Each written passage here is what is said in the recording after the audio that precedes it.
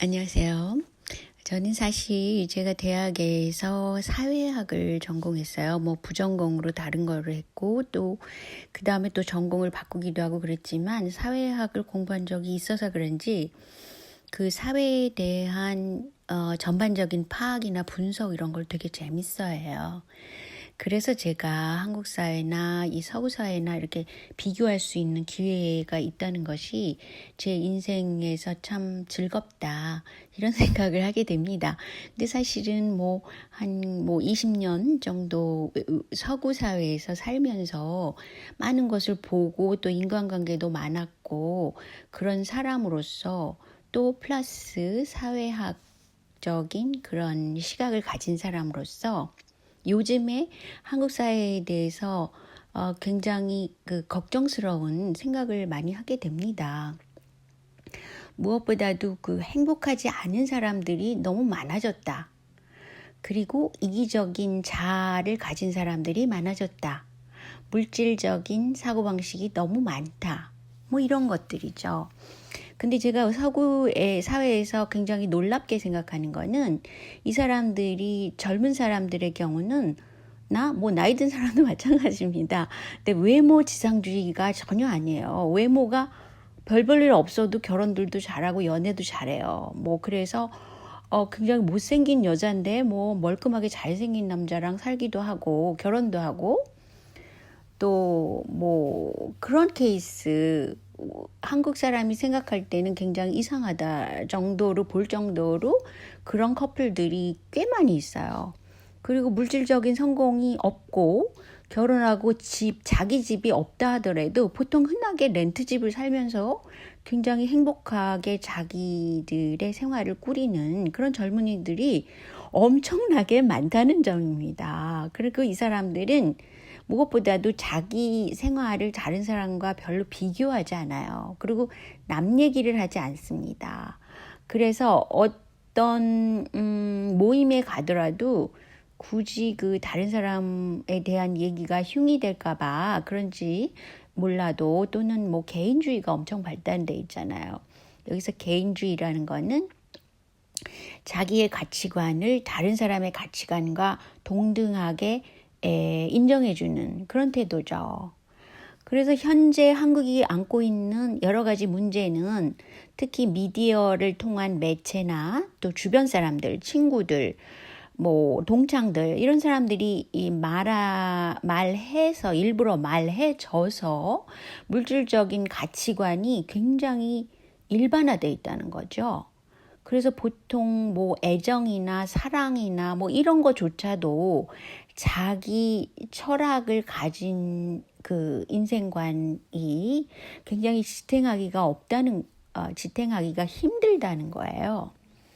그래서 이제 가령 예를 들어서 자기 애와 이제 부모 이런 관계에도 아이들에 대해서 교육을 해야 된다. 얘는 훌륭하게 키워야지. 이런 욕구가 너무 강한 거죠. 아니 본인들은 별로 훌륭한 사람 아니더라도 자기 애들은 굉장한 사람이 되기를 바란다는 게 이게 말이 됩니까? 솔직히. 그래서 보통 만족도가 있다는 거는 자기가 부여한 어떤 가치가 실현됐을 때 행복감을 느끼잖아요. 보통 사람들이. 그런 걸로 볼 때 과도한 그런 욕구가 있다는 거죠. 아이들 교육 문제에서도 그렇고 결혼 대상자에 대해서도 그렇고 심지어는 가족 관계에 대해서도 그렇고 그렇기 때문에 거의 모든 인간관계가 이렇게 자연스럽게 그 갈등 없이 이루어지지 않는다는 거예요. 즉 물질적이고 이기적인 개인이라는 중심의 사고방식이 많아질수록 한국 사회에는 그만큼 불행한 사람이 많아진다는 거죠.